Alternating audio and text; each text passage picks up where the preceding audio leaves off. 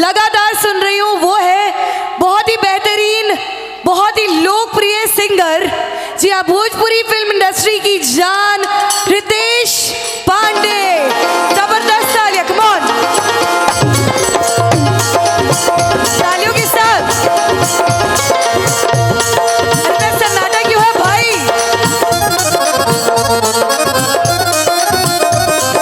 क्या बात है, क्या बात है।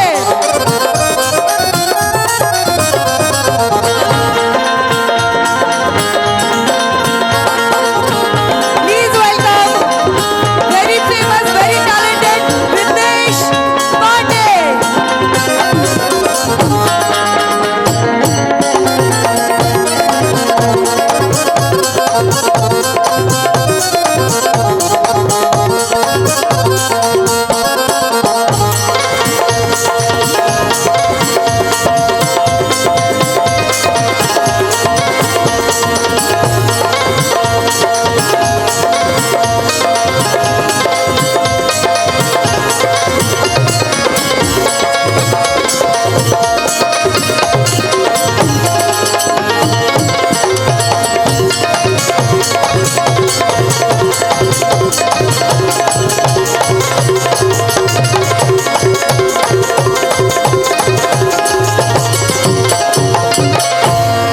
क्या बात है। और सबसे पहले तो मैं बहुत बहुत स्वागत करना चाहूंगी कोयरिया पिपरा सीतामढ़ी में श्री रितेश पांडे जी का।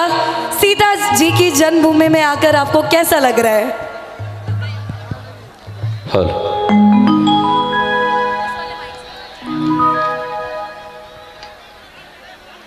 ये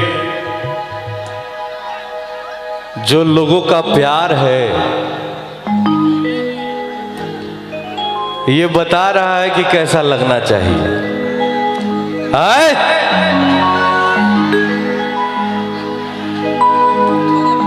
बारे भैया, आज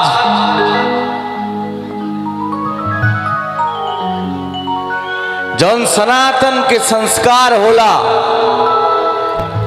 उनमें से एगो मुंडन संस्कार अपना बाबू के। ओह, उपलक्ष्य में हमनी के जा आइल बनी जा आए मंच के माध्यम से जगत जननी माई जगदम्बा से प्रार्थना बा कि जकरा मुंडन संस्कार में हमनी के आइल बनी जा, माई जगदम्बा उनका ऊपर अपन ममता मैया चल हमेशा ओढ़ैले रहस। बाबू के ऊपर हमेशा खुश रह। अरे वाह, ये होता है संस्कार। देखिए, एक बार जोरदार ताली बाबू के लिए बजना चाहिए। वाह, हमेशा खुश रह लाल, करत रह कमाल। अरे वाह, हेलो,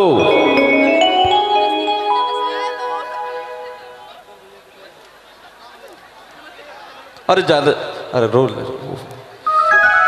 बच्चे को रुलाइए मत भाई, सोच रहा होगा कहां चढ़ गए हम।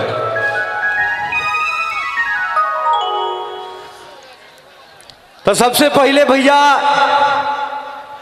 ओह जगत जननी माई जगदम्बा के सादर प्रणाम करते हुए इरुआ सबके भाई दोनों हाथ जोड़ के प्रणाम करता, तनी ताली बजा के आशीर्वाद दी सब है। वाह,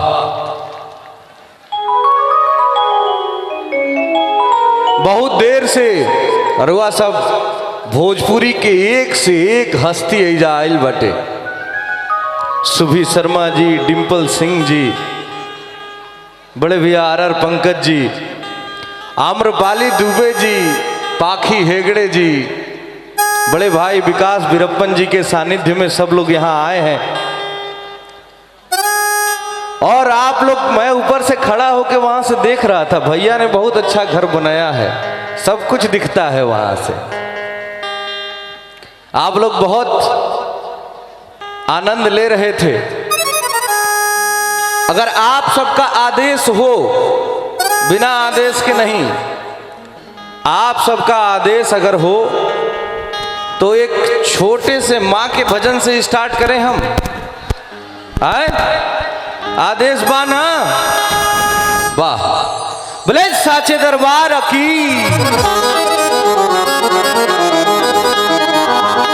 और एगो हमार आग्रह बा आप सबसे, अनुरोध बा, रिक्वेस्ट बा कि जब हम भैया हो कहब ना, जब हम भैया हो कहब तो सबका मिल के प्यार से खाली का हो कहे के बा, ठीक ना। और हमरा कुछ ना चाहिए, खाली का हो कहिया लोग, ठीक बा। भैया हो ये बात गुरु।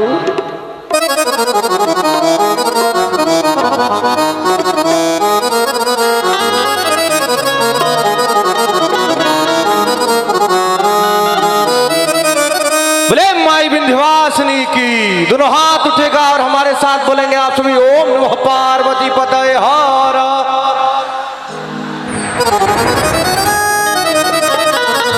वाह जय श्री राम। बताइए माई सीता के धरती पर हमनी के खड़ा बानी जा, कितना सौभाग्य के बात है।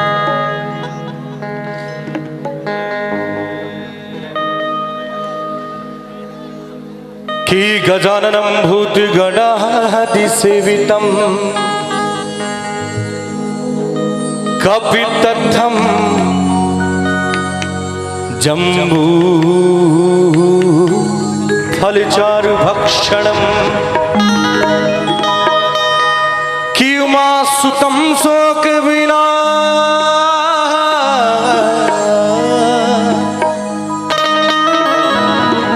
शिकारकम आनमामि विघ्ने स्वरपाद पंकजम। बोले गणपति भगवान की। या देवी सर्वभूतेषु, या देवी सर्वभूतेषु,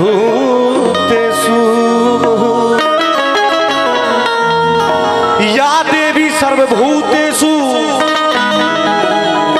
मातृरूपेण संस्थिता। आदे नमस्तस्यै नमस्तस्यै नमस्तस्यै नमो नमः। शेरा वाली मैया की। जवन संसार रूपी भवसागर बा, ए संसार रूपी भवसागर से ई जीवन रूपी नैया पार कैसे लगे।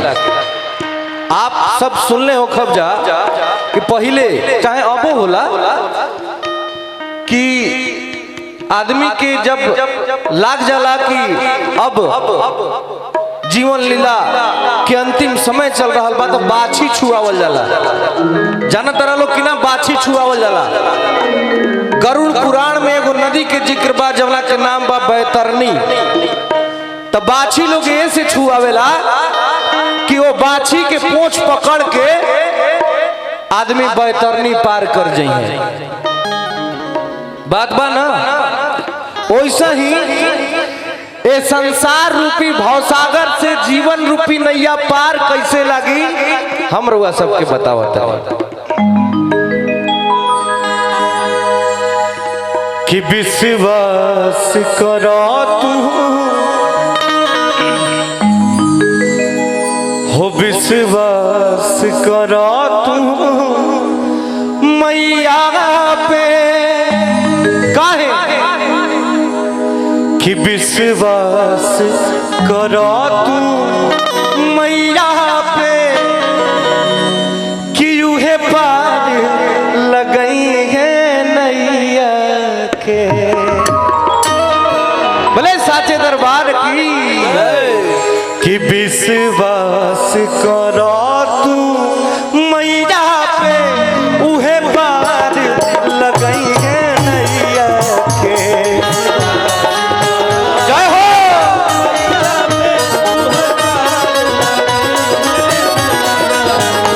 विश्वास करो तू मैया पे उहे पार लगई है नैया के।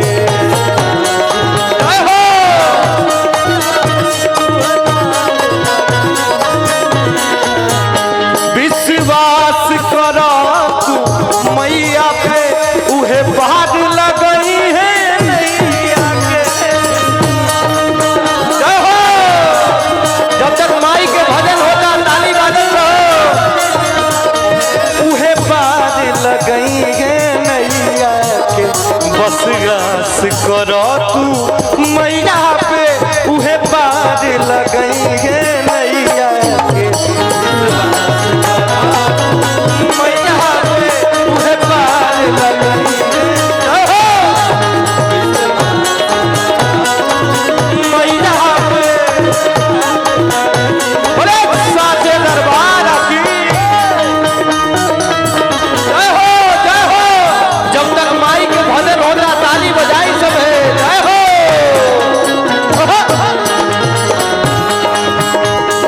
क्या बात है।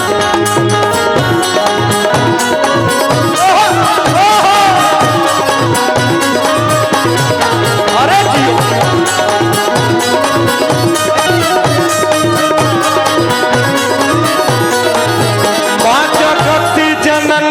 जगदम्बे के माँ जगत जननी जगदम्बे के कि माँ जगत जननी जगदम्बे के जब कृपा बरसी अम्बे के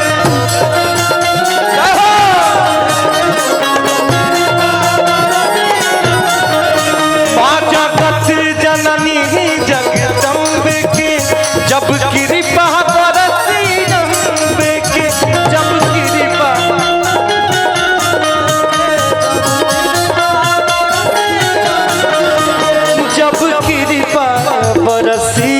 पे दरकार न पड़ी खेवैया के उहे पार लगई है जय हो माई हो माई हो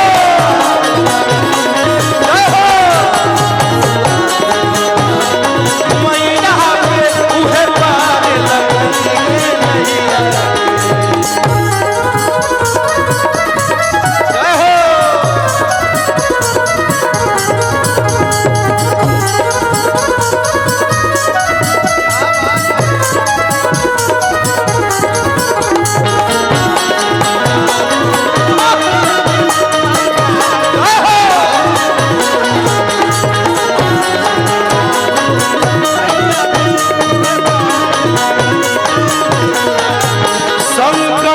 हरनी विपदा हरि है मंगल करनी मंगल करी है जय हो। संकट हरनी विपदा हरि है मंगल करनी मंगल करी है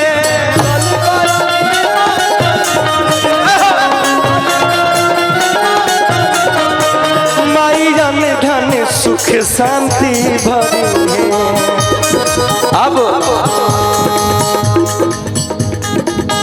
कि माई जन धन सुख शांति भरी है पूजब पंकज ओही पैया के उहे पार लगई है नैया